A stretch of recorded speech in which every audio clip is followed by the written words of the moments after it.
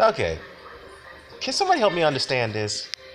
How can you claim victory on a dialogue that you refuse to debate on? Or actually, better yet, a topic that you refuse to debate on. I mean, this is one of the most weirdest things I've ever heard. Okay, all right. First things first, the guy in Taiwan titles the video "I win," right? And he's claiming that, well, if you heard the last the end of my video, Dan, I said I have no problem coming on with you, but since you're gonna be disrespectful and all that, I ain't got time to do it. First of all, I'm confused because you said in your title, I have no time for this, let it go. And then all of a sudden you keep flip flopping and say, okay, I'll come on unless you're respectful. And then you say, I'm not going to come on. Well, I sent you a link this morning. And this was earlier today.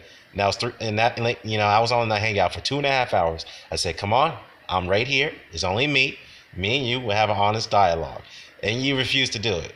Okay, so I don't understand how can you claim victory yet you refuse to debate on it. And since you like to read the comments in my videos, let's read this idiot right here by the name of Nicola Ferrara. If this is a female, I don't know. So let's see. This delusional, convenient old timers like Dan the Fag and other degenerates are hilarious. I mean, by today's metrics and standards, even Sugar Ray Robinson, that had many losses, would be ridiculed, be called a bum. No. First of all, you idiot. Robinson fought 8 or 12 times a year, okay, or actually about 8 to 10 times a year throughout his career.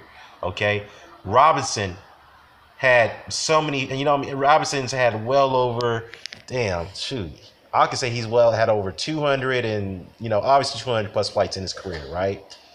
And out of those 200 plus fights in his, well, actually 200 fights in his career, right? The dude had 173 wins and 19 losses and 108 KOs. Okay, you know how many times he's been knocked out of those 19 losses in his career? Once. Well, technically, he wasn't really knocked out. He quit. He retired in his corner in his fight against Joey Maxim for the light heavyweight title. Okay, and that was due to heat exhaustion when he fought in, I think it was in New York in a stadium somewhere, I believe. So he was winning that fight, but obviously, he quit due to that situation. Okay, but the fact is, if you want to talk about him having many losses and be called a bum, you're totally inaccurate, and that's an idiotic statement. His losses came from many Hall of Famers, including Maxim, including Turpin, including LaMotta, including Gene Fulmer, and others. Okay, so don't sit there and make some stupid asinine comments like that if you don't know anything. All right, so get the fuck out of here. You got top 10 guys like Joey Geraldo, and you got Paul Pender, who's a great fighter, Carmen Basilio, amongst others, So, if you... Wow, I mean, I wish the people could just do the research on Robinson before they make idiotic comments like that. And here he is, this guy in this video, talking about the reason I know about Robinson's career. Well, it's funny, you didn't know about his career when we put you on blast and asked you exactly who did he fought in his career. It was a simple question, you didn't want to answer it. Simple question. You didn't want to answer it. I asked you, name one accomplishment that he had in his career. You couldn't even do that. Okay? And you out here bitching, complaining, talking about now the reason why I didn't want to get on.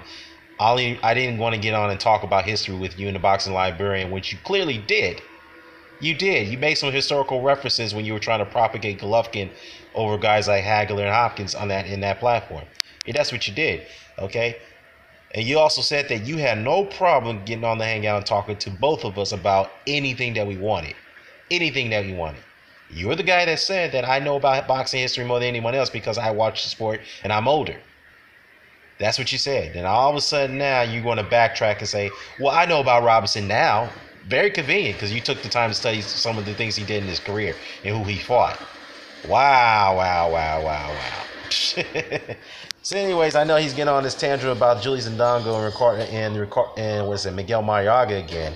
Talking about I've been proven right. You need to apologize to me, Dan. What do you mean proven right?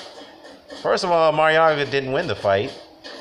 The guy he's underachieved. He hasn't achieved anything Ndongo achieved. Ndongo's won 2 titles and he's won back-to-back title fights. He's had 2 wins in title fights. So what, I don't understand that. He had 2 wins in title fights. He's had 1 successful title defense. So what are you talking about here? He's won 2 titles. He's won his big fights. Yes, Terrence Crawford was the biggest fight. He didn't win it. Okay, I give you that. But Maryaga was already beat. So what are you talking about? The only time he gave an effort is that Lomachenko welcomed him to hit him. Crawford didn't do that against Ndongo. He didn't take a chance on Ndongo to do that. Lomachenko did that, and he was reckless and stupid. Okay? We can agree on that. Okay, well, when Lomachenko actually took the guy seriously, got busy, did you see Maryaga become very competitive after that? No. The dude was on his bicycle throughout the whole fight when Lomachenko was on, took it more seriously rather than try to clown him. All right? Apologize or nothing. And by the way, I even said that if Terrence Crawford beat Ndongo in a dominant fashion, so be it. Okay? So be it. And I said that too. And I said, you know what? That could be a possibility. Yeah, the only thing I was wrong about was the fact that it was not a competitive fight. I came on there and said that. But that doesn't dismiss what Ndongo did. That doesn't dismiss that he did things better, that he accomplished more than Maryaga done it. Okay? So, anyways, let me see. Y'all said something stupid too, because you also said that Kell Brook, everybody's complaining about Maryaga getting a title shot coming off a loss. Why nobody didn't complain about Kell Brook, fighting Errol Spence coming off a loss? You idiot. First of all, Kell Brook was a welterweight champion. He moved up. His loss came from the middleweight champion, Gennady Golovkin. He fought for the middleweight title. His welterweight title was not on the line. So with that said, even win, lose, or draw, he would not have lost his welterweight title. Okay, so Errol Spence was the mandatory, and that was due by the IBF, and Kell Brook was still the champion. So your logic makes no goddamn sense at all, none. And what else did you say? Also, you mentioned Andre Ward. You're all over the place about this. Nobody complained about Andre Ward fighting bums like Alexander Brand. Well, first of all, no one liked that fight. Neither did I. I said that. But let's look at the bigger picture. First things first. Andre Ward and Sergey Kovalev fought a 3-fight deal. Okay, 2 interim fights, and then after that they will meet each other for the for the main stage in the following year. And they did that. They met their obligations, and we got the fight that we wanted. That was the bigger picture. Okay, do I give Ward credit for that win against Brand? No. Now, as far as Kovalev and Chilemba is concerned, yes, that was a better opponent. Okay, Chilemba was not a bum. Okay, but the fact is that he got a title shot coming off a loss, and that's something I've been totally against. I have no problem with a champion giving a guy, not saying giving a guy, I have no champion fighting a guy, who's coming off a loss. But nonetheless, I do not want that champion to put the title on the line. If it's a warm-up fight before the next big fight, that's cool. Just don't put the title on the line. That's all I want. I do not want the title on the line against a fighter coming off a loss. I didn't like it when Vander Holyfield was fighting for a title coming off the loss against Sultan Ibragimov. I did not like it when Billy Holmes came out of a 2-year retirement getting a title shot coming off his loss. I did not like that. So I didn't like that Adrian Broner was getting a title shot coming off the loss. I can go on and on. I've been very consistent about it. Okay?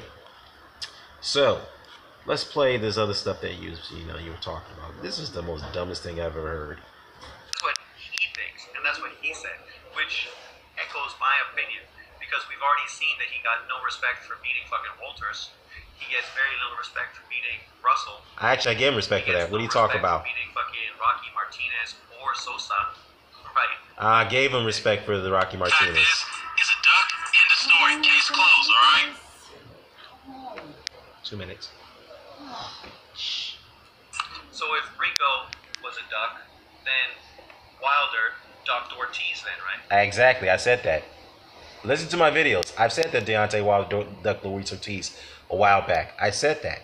Now, you can't blame Wilder for ducking Ortiz this time around. That's not his fault that Ortiz failed the drug test, if that's where you're going. But let's see if that's where you're actually doing. Let's just be consistent.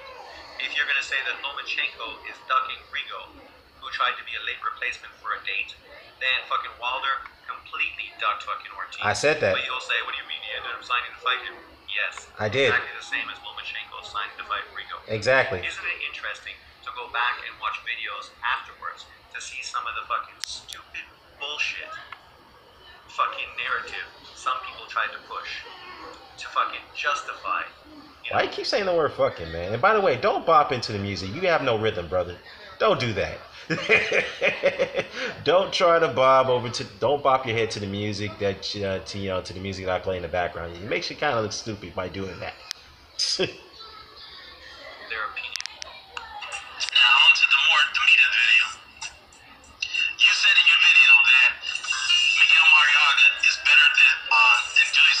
at you, stupid. Don't do that, dummy. What kind of fucking statement is that? That makes no fucking sense. How can you say one guy's better than one guy based on speculation? What speculation? What are you talking about? Alright? But my speculation, I feel he's better. And I made a statement that he was going to do better. And Yeah, exactly. He did better only because Lomachenko allowed it, if you actually watch the fight. Lomachenko, again, recklessly allowed Mariaga to make him look bad. It was stupid. Terence Crawford didn't take that chance with Ndongo, so that was two different situations. He did better.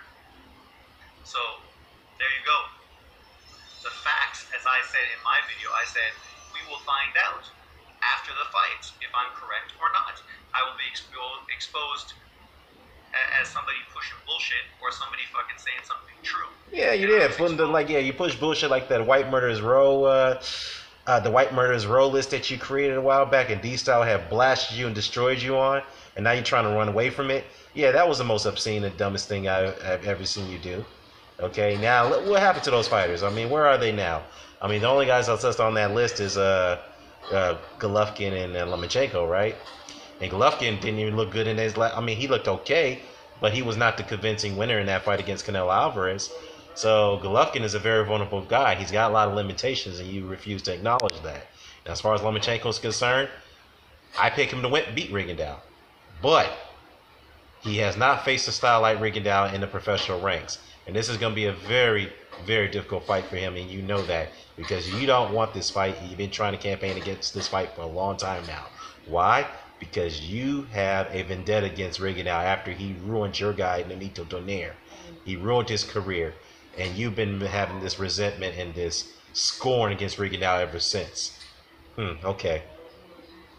Suppose if somebody is saying something true, Mariaga did far better in his performance than Ndongo did. Yeah, exactly. Again, Lomachenko allowed that to happen, like an idiot. Ndongo got fucking laid out. In 3 rounds, yeah, exactly. And did nothing in that fight. Yeah, exactly. Just like I said, he would. And people said, these dudes are giving Ndongo no credit. They're hating on him. It's all race. Yet, the same guys who said that gave Mariaga no credit. Shit all over. Wait, hold up. Who mentioned it was race? I mean, I know I've seen a lot of guys' videos, I might have missed it, but who mentioned was based on race that Ndongo was getting hated on? Because I don't know. Maybe some guys mention it towards you because it seems like that you always seem to target black fighters that you don't like so much. You target a lot of black channels. I don't know. I mean, you have this weird obsession for African American men. I mean, tell us something that we don't know. Seriously, you need to do something. Either come out the closet or do something because it's a very weird obsession. And didn't even talk about the great performances he had against Valdez, which was a potential. Yeah, he did perform well, but he faded at the end of the fight. I stated that many times. He faded. He didn't win that fight. Fight of the year, and his great. Well, yeah, it didn't become fight of the year. What are you talking about? Performance against Walters was considered the best fighter in those smaller weight classes at the time where they fought. Right, coming off of the Donaire fucking. Nicholas Walters. Yeah, Nicholas Walters knocked him down, and so did Oscar Valdez. What are you talking about? But then again, are you trying to backtrack what you initially said that the reason why Mariaga is better than Julius Ndongo based off the fact that he fought better level opposition even though he didn't win those fights? That's what you initially stated, but it seems like you're kind of backtracking. Stop doing that. You have no rhythm. I stick by it. He fought better opposition. His fights against Valdez and Walters are better than fucking Ndongo's fights against Troyanowski and Burns. Yeah, but you have to understand one thing. Ndongo was an underdog in both of those fights, and he won them. You can shit on Troyanowski and Burns all you want to, but they were top-rated fighters. And Troyanowski was a guy that was once deemed as a boogeyman. Now, Troyanowski was put on the White Murderers Row list, not by you, but one of your buddies, Thunderdome. Okay? They were propagating this guy as being the boogeyman of the 140-pound division. They claimed that Terence Crawford ducked the guy, even though that's not true. It was Troyanowski who ducked Crawford. He didn't want that unification bout, so that's why he chose Ndongo. He took him on voluntary defense. He chose Ndongo instead. They went to the bottom list of the IBF rankings, and Ndongo got the call and knocked him out in 1 round. Ricky Burns, a veteran who's been there with everybody, he's been there on the world level, was expected to win that fight too because Ndongo was unheard of. And Ndongo beat Ricky Burns far better than Terrence Crawford did. So you can't dismiss Burns and Tryanovsky. Those guys were favorites to win that fight, and they were on the world level, and they were world level fighters. Okay, they were ranked on the top of the rankings of their division. You can't dismiss that. So again, what top level fighter did Maryaga beat before he fought Walters and Lomachenko? Name one. Did he beat? He hasn't beat none of them. He hasn't beat no one that was top rated. In fact, let's look at his record right now. I'm gonna go ahead and bring it up.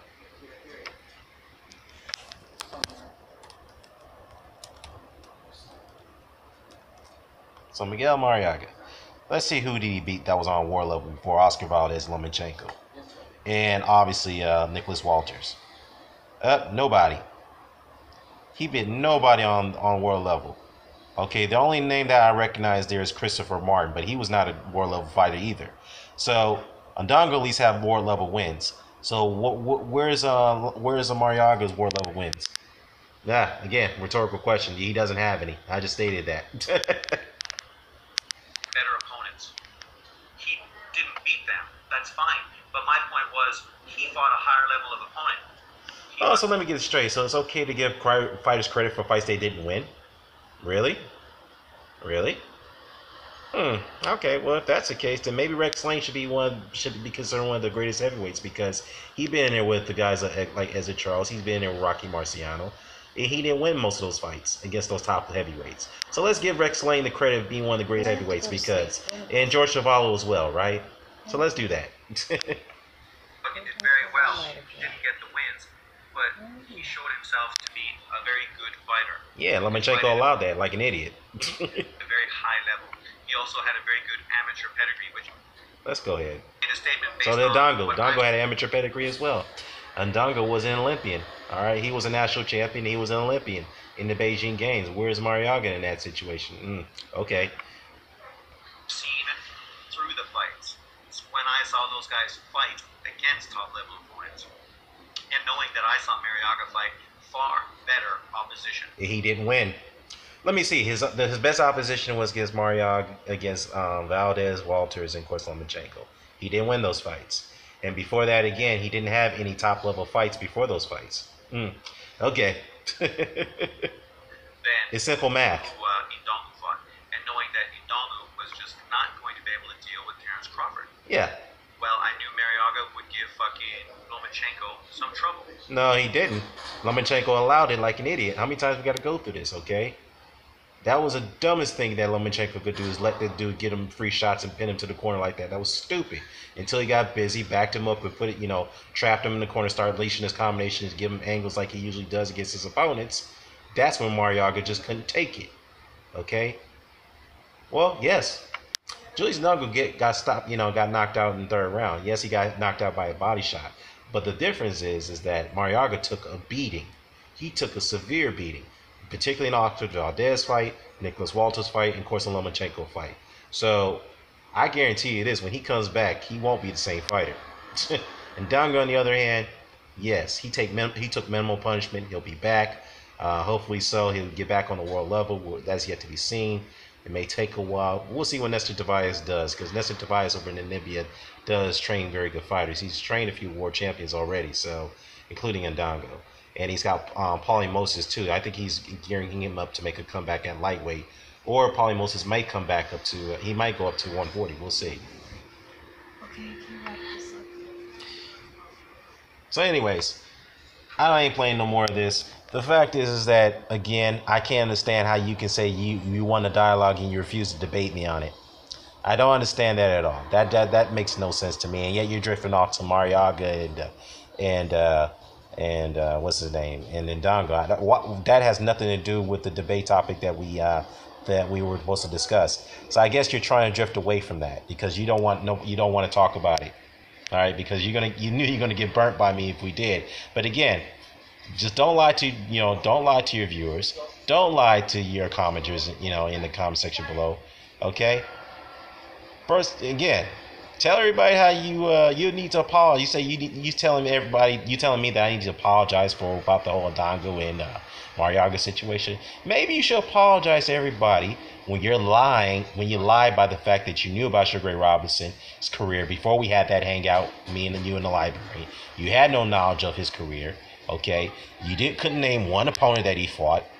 I see that now conveniently, coincidentally, you're naming some of the guys he fought after you did a little bit of research on it, after you got burnt on that hangout.